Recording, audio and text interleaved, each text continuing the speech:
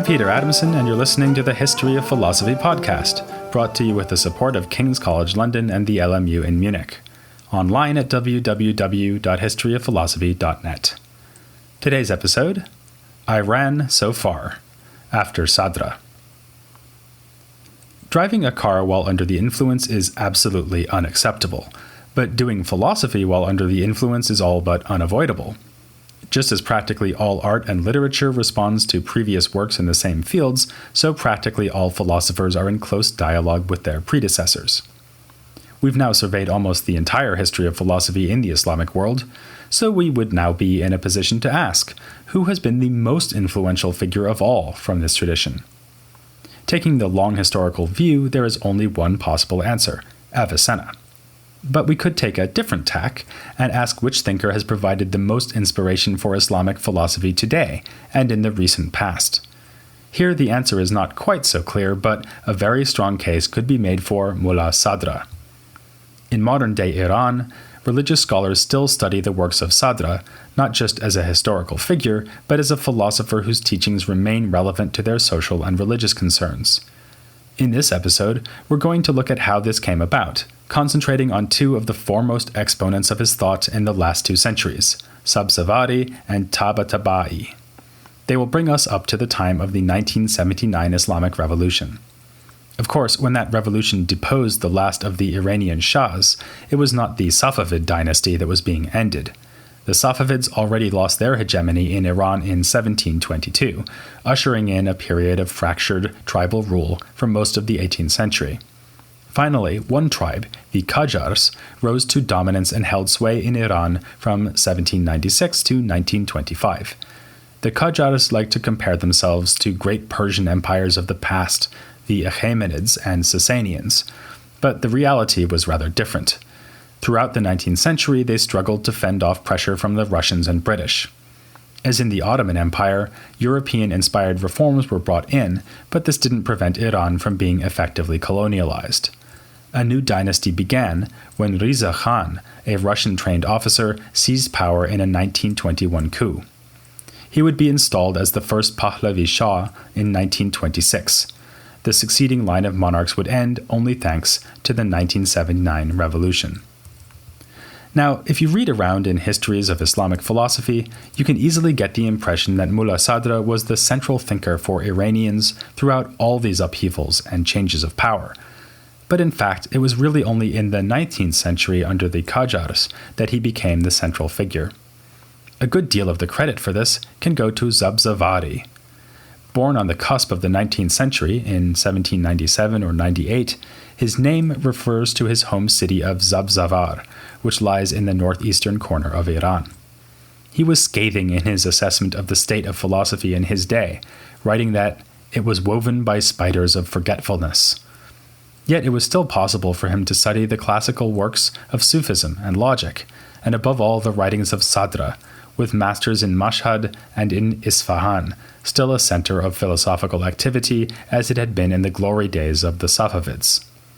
On the other hand, in Isfahan, he also encountered Ahmed Ahsa'i, known for his highly critical attitude towards Ṣadrā.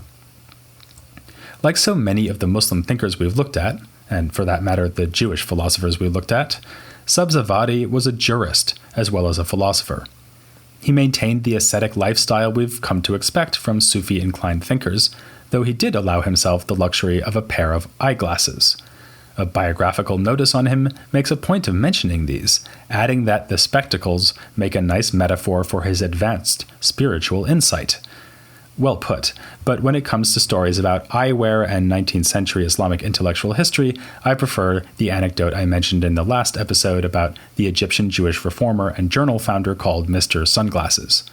To be honest, it puts the one about Sabzawārī in the shade. But Sabzawārī himself was no shady character. In fact, he was a follower of the Illuminationist tradition, or at least the version of Illuminationism he found in Mullā Ṣadrā. He wrote a large number of works in both Arabic and Persian, some dedicated to Qajar royalty. Following the tendency of later Muslim thinkers to present their ideas in the form of glosses and commentaries, Sabzawārī produced exegetical works on several of Ṣadra's writings, and also on the poetry of Rumi. he also commented on his own poetry, composing verses on topics in philosophy and logic, and then writing his own explanatory treatises as a guide to the poems. This may sound like a rather odd approach, but it makes a lot of sense if you are trying to explain complicated ideas for the novice. In the days before PowerPoint, the most powerful way to get a point across and make it memorable was to put it in verse. The commentary he added unpacks the poetic material for the student reader. To be extra sure, Sabzawārī later added a further layer of explanatory glosses on the commentary. As friend of the podcast Sajjad Rizvi has put it, it was through this textbook that the thought of Mullā Ṣadrā was simplified, vernacularized, and disseminated. Its popularity is shown by the fact that it has itself become the object of further commentaries, more than 40 of them in the past century and a half. Sabzawāri's commentary on his philosophical poem has been translated into English. A quick perusal of the book will show even the casual reader that the reader is going to have to spend some more time with it to make any sense of what Sabzawārī is trying to say. It may be a carefully thought-out textbook, but it's also full of technical language and subtle metaphysical argument. It does help if you know something about Ṣadrā and the tradition of debates over Avicenna's metaphysics that led up to him, which fortunately we do. Sabzawārī starts by sounding a familiar note when he argues for the primacy of existence. This position, which was also the one adopted by the mature Ṣadrā, insists that existence is not a mere mental construct, but a concrete reality out in the world. Indeed, again following Ṣadrā, Sabzawārī holds that there is really nothing out in the world other than existence. Its reality is in fact obvious, a point already made by Avicenna. The hard question is what we should understand by existence exactly. He gives a number of arguments against those who, like Ṣadra's teacher, Mir Damad, instead hold that essences are real and that existence is all in the mind. My favorite of these goes as follows.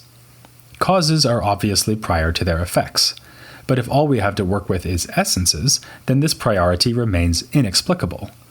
Imagine, for instance, that one fire starts another fire. Clearly, every fire, just insofar as it is a fire, is equal in essence to every other fire, with none having priority to any other. So, the fire that plays the role of cause must have something else that is giving it priority over the one it ignites. This will be existence, since the cause is the source of the existence for the effect. That is what makes it prior.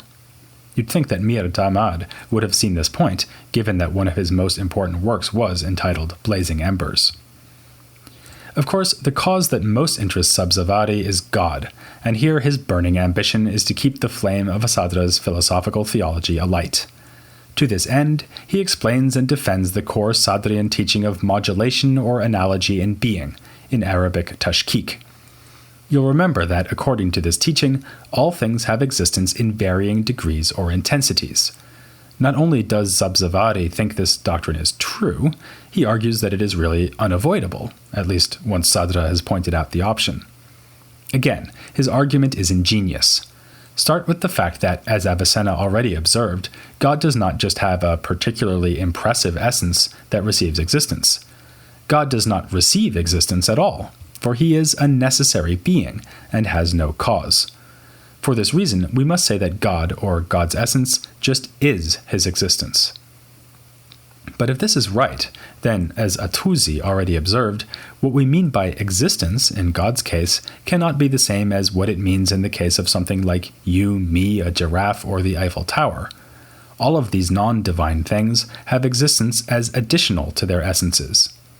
Actually, Sabzawārī can't quite say that, since, like Ṣadrā, he doesn't think that essences are real, only existence is real. But he can say that created things have causes, and are thus dependent in their existence. In this respect, they are fundamentally unlike God. So, if we say that existence is not modulated, in other words, that existence always means the same thing, we are faced with a stark choice. Genuine existence belongs either to God or to created things. It can't belong to both, since the two cases are so different. But if genuine existence belongs to created things, we are putting God beyond the bounds of existence completely. That doesn't look like a good move, especially if we want to keep saying that God is the necessary existent. Sabzawārī says that such a move would in fact render God completely unknowable to us. so it looks like it will have to be God that genuinely exists. But in that case, it is created things that don't exist, which looks equally implausible. Instead, we should drop the assumption that existence always means the same thing. Rather, existence varies from case to case. Both God and the Eiffel Tower exist, but with vastly different intensities of existence. Also with vastly different views of Paris. God's is even better. As I say, Sabzawārī follows Ṣadrā in believing that essences are only in the mind, not in reality.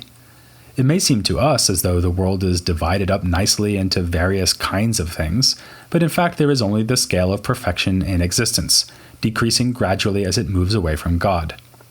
Sabzawārī draws an important conclusion from this. Avicenna and earlier Aristotelian philosophers had assumed that the world of the mind corresponds quite closely to the concrete world out there.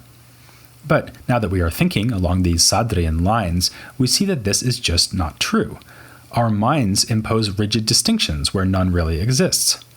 In one of the most striking illustrations of the gulf between mental and concrete existence we've seen so far, Sabzawārī points out that even impossible things, like a second God, can exist in the mind. In fact, even non-existence has mental existence because we can think about it. This sort of point could easily lead to skepticism, as it threatened to do at around this same time among Muslim philosophers working in India. In the 20th century, Ṣadrā himself would be greeted with some skepticism. A group of Iranian theologians, known as the Maktab-i Tafkik, have been bitterly opposed to his influence, and the practice of philosophy more generally. They urge us to turn not to Ṣadrā and other philosophers, but to revelation and the teachings of the Imams recognized in Shiite Islam. Paired with the innate awareness of God implanted into every human soul, these religious sources offer the best, indeed the only, way towards knowledge. With their hostile stance towards philosophy, the members of the Maktab-i Tafkik were carrying on a tradition of opposition to Ṣadrā that extends back to the Safavid period. And as I mentioned before, Sabzawāri's contemporary Ahmad Ahsa'i was similarly critical. In the 20th century, the anti-philosophical movement even tried to have one of the foremost adherents of Ṣadra's thought banned from teaching the subject. The adherent in question was, however, not to be budged. He insisted that his students had come to him with a suitcase full of doubts and problems, as he nicely put it, so that he had a duty to share his learning with these troubled young men. And share he did. His name was Seyyed Hossein Nasr, usually honored with the epithet Allāma, meaning the knowledgeable or the erudite. Allāma Tabatabai was born in 1904, into a family with long-standing scholarly credentials. He was orphaned at an early age and brought up by one of those scholarly relatives, an uncle, who saw to it that Tabatabai was properly trained. He studied law and philosophy in Najaf. The philosophical works he read there give us another indication of the remarkable staying power of authors from the formative period. Of course, Tabatabai was schooled in Avicenna, but he also studied Miskawayh for ethics. In the Sadrian tradition, he read works by Ṣadrā himself and the explanatory guidance of Sabzawārī. After a stay in the city of Tabriz was cut short by a Soviet invasion of northern Iran, Tabatabai came to the city of Qom in 1946. This is where he would spend the rest of his career, teaching the works of Ṣadrā and other philosophers, against some opposition, as I just mentioned, and producing a staggeringly huge commentary on the Quran. This took Tabatabai about 20 years to write, and is distinguished by its insistence on using the Quran to interpret itself. That is, he explained each passage in light of other passages from the Quran, rather than extraneous material. At this point, I probably don't still have to be emphasizing that there have been extremely pious Muslims on both sides of the debate as to the value of philosophy. But what the heck, I'll emphasize it one more time. Tabatabai led an ascetic life, like Sabzawārī before him, venerated the Shiite Imams, and was one of the great modern-day commentators on the Quran. The tension between him and the skeptical critics of philosophy among the Maktab-i Tafkik was not a conflict between reason and Shiite piety, but between two different conceptions of what pious Shiism should consist in. While Tabatabai was obviously on the pro-philosophy side in this debate, he was no blind follower of Mullā Ṣadrā. He avoided teaching Ṣadra's views on the afterlife, evidently finding these problematic. More positively, he brought the Sadrian philosophy to bear on contemporary issues, arguing forcefully against the atheism and materialism of the Marxist philosophy that had just gained ascendancy in the Soviet Union. Against this ideology, Tabatabai put forward a novel distinction between the i'tibari and the hakiki, which means something like conventional as opposed to inherent. His idea was that social arrangements are brought about by human convention, but that they nonetheless have a basis in what is really useful and good for humankind. A simple example would be something like real estate. If someone is recognized as the owner of a parcel of land on the basis that he moved onto the land and worked it so as to raise crops there, then his ownership is, as Tabatabai would put it, a matter of i'tibar, or social custom. But it is based on the real effort that the farmer put into the land, so that the custom has a basis in reality. A similar story can be told about all good political and legal arrangements. Tabatabai died in 1981, only 2 years after the 1979 revolution which deposed the last of the Pahlavi Shahs. His relationship to the revolution remains a contentious issue. In 1979, he was too old to take part in any meaningful way, but some of his students were involved in the revolution. He had also earlier endorsed the notion that an outstanding individual may be recognized as head of the jurists in the absence of guidance from the line of imams venerated by the Shiites. This idea was also used by Khomeini, the spiritual leader of the revolution. Less controversial is the role Tabatabai played in influencing two scholars who have had a major impact on the perception of Islamic philosophy in Europe and the United States. In 1958, he was visited by the French scholar Henri Corbin, and he was later a colleague of the Iranian-born philosopher and historian Seyyed Hossein Nasr. Nasr had been educated in the United States before returning to Iran to work as a professor of philosophy. The revolution broke out while he was on a trip abroad, and Nasr did not return, instead taking up academic positions in the States. Tabatabai inspired Corbin and Nasr to advance a new assessment of the philosophical tradition of Islam. Like this podcast, they argued forcefully against the idea that this tradition ended with Averroes. They and their students have emphasized the role of Persian culture throughout the history of philosophy in Islam, and seen Mullā Ṣadrā as the key figure of the later centuries. Taking their cue from Ṣadrā himself, they have promoted an interpretation of Islamic intellectual history which highlights philosophical Sufism and Illuminationism. Nasr in particular, however, has not been content to be a mere historian of philosophy. Inspired not only by Ṣadrā, but by traditions of thought from across the globe, he has been an advocate of what he calls the perennial philosophy, which consists of a core of doctrines and spiritual goals that is found in many religious and philosophical traditions, including Taoism, Buddhism, Hinduism, and Christianity. With this idea of perennial philosophy, Nasr is apt to remind us more of Dada Shikoh, and especially Shah Wali Allah, Muslim thinkers who have likewise pointed to the commonalities spanning religious and cultural boundaries. Admittedly, when Nasr spells out the content of this perennial philosophy, he does tend to sound a lot like a Sadrian philosopher.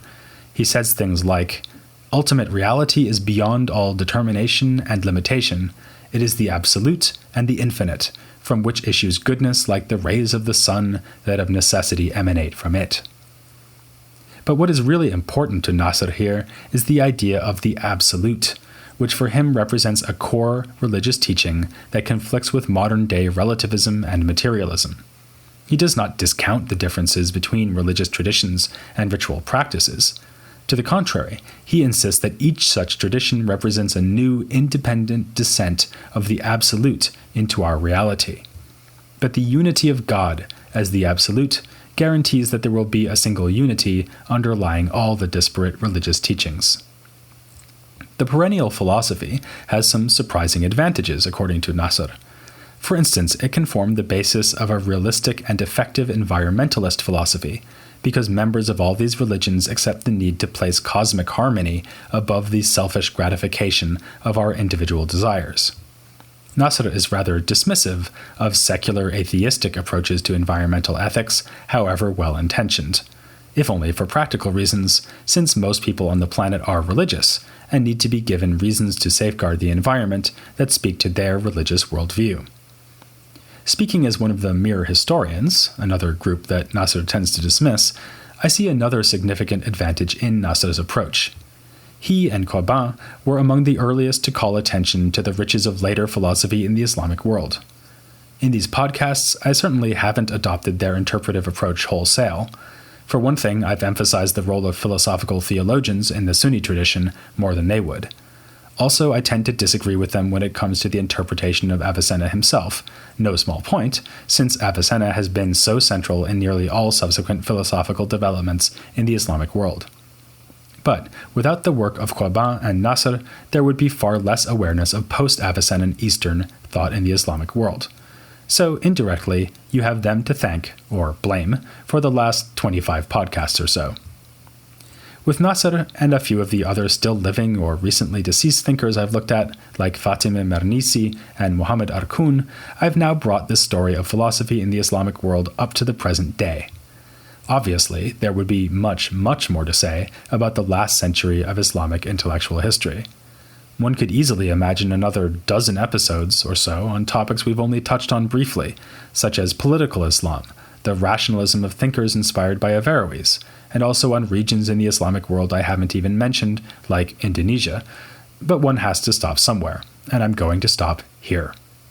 In 2 weeks, I'll be rewinding 1.5 millennia to pick up a thread that I left dangling 75 episodes ago, the beginnings of medieval philosophy in Latin Christendom. After that, we'll be looking at philosophy in the Byzantine Empire, and somewhere in there I'll also be kicking off the spin-off series of episodes on classical philosophy in India in collaboration with Janardhan Ganeri. But, speaking of collaboration, I do want to devote one more episode to developments in recent Islamic philosophy. For that, I'll be joined by one of the very few European scholars who is doing research on that topic, Anke von Kugelgen. She'll be my guest in the next and last episode on philosophy in the Islamic world, here on The History of Philosophy Without Any Gaps.